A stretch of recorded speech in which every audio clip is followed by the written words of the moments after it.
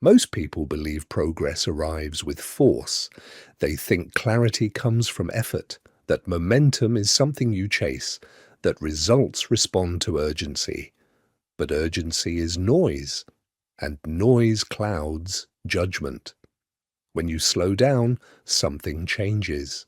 You begin to notice what was already there. Stillness doesn't stop progress. It reveals the direction. There is a quiet tension most people live with every day, a feeling that something should already have happened, a sense of being late to their own life. This tension doesn't come from reality. It comes from comparison, from watching others move faster and assuming speed is proof of alignment. It isn't. Speed without direction only creates distance. When you rush, you skip over the present moment. You treat today as an obstacle instead of a foundation. You tell yourself that peace comes later, once the goal is reached. But peace delayed is peace denied. If you cannot be steady now, you won't be steady when more arrives. Most frustration comes from trying to control outcomes instead of mastering conduct. You want the reward, but you resist the discipline that makes the reward natural. So you force timelines. You rehearse future conversations. You replay imagined failures. All of this activity feels productive, but it isn't movement. It's agitation. Agitation feels like motion, but it leads nowhere. Calm feels slow, but it carries weight. When you act from calm, your decisions are cleaner, your words are fewer, your energy stops leaking into things that do not matter. You begin to conserve yourself. There is nothing passive about restraint. Restraint is active control. It is the decision to move only when movement is necessary, to speak only when words add value, to act without needing to be seen. This kind of discipline builds something most people never develop: trust in their own timing. Impatience comes from mistrust. If you trusted your path, you would not rush it. If you trusted yourself, you would not chase validation. The urge to hurry is often the urge to prove something. But nothing solid is built to impress. When you stop forcing outcomes, space opens. Not emptiness, but room. Room to notice patterns, room to sense when to act and when to wait. Waiting is not weakness. Waiting is preparation. The ability to wait calmly is a form of strength few people practice. Control does not mean gripping life tightly. It means releasing unnecessary tension. The mind that is always braced cannot adapt. The body that is always tense cannot move freely. Relaxed focus outperforms strained effort every time. Progress accelerates when resistance drops, not resistance to effort, but resistance to the present.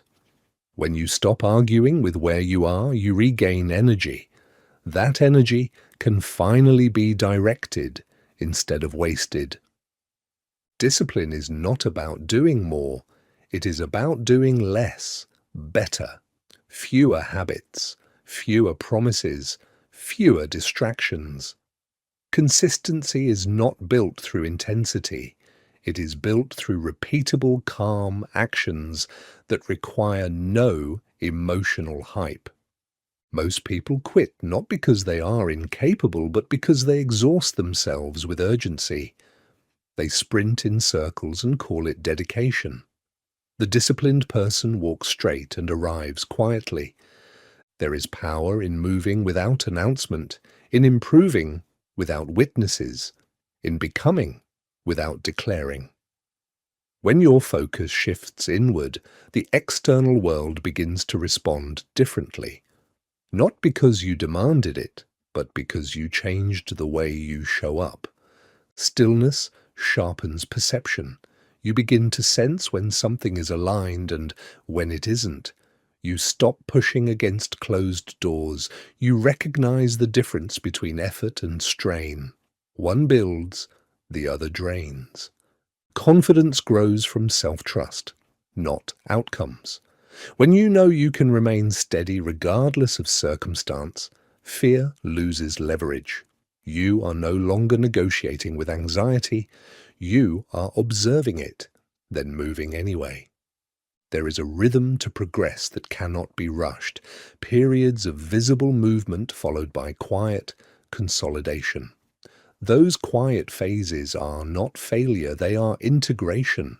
They are where strength settles. If you abandon the process during silence, you miss the moment when everything locks into place. The disciplined mind understands this. It stays present even when nothing seems to be happening. You do not need to be louder. You do not need to be faster. You need to be precise. Precision comes from calm repetition, not emotional surges.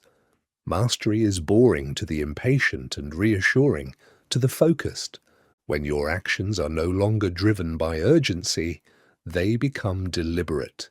When they become deliberate, they become effective. And effectiveness compounds quietly. The world rewards those who can hold their ground internally, those who are not pulled apart by every fluctuation, those who move when it matters and rest when it doesn't. You are allowed to slow down. You are allowed to take your time, not as an excuse, but as a strategy. A steady mind builds a steady life. When you leave this moment, do not rush to change everything. Change one thing. Reduce the noise. Remove one unnecessary pressure. Act once, cleanly, without force. That is how alignment begins, not with urgency, not with strain, but with calm, disciplined presence carried forward step by step, without needing permission.